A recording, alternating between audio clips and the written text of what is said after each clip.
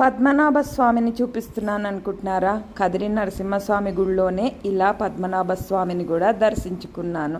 ఇక చెప్పాలనుకుంటే ఈ కదిరి నరసింహస్వామి మనకి 13వ శతాబ్దం నుంచి ఆయన ప్రశాంత చిత్తులై మనకి దర్శనమిస్తున్నారు.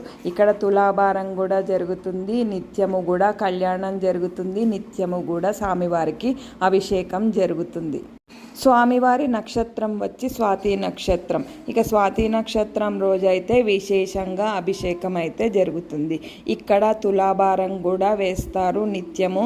ఎవరైనా ఆరోగ్య సమస్యలు ఉన్నా, లేదు అనంటే రుణబాధలు తీరాలనుకున్నా, బంగారం అంటే బెల్లంతో ఇంకా బియ్యము, ఆ బియ్యాన్ని నిత్యము కూడా అన్నదానం జరుగుతుంది. ఆ అన్నదానానికి ఆ బియ్యం వాడతారు.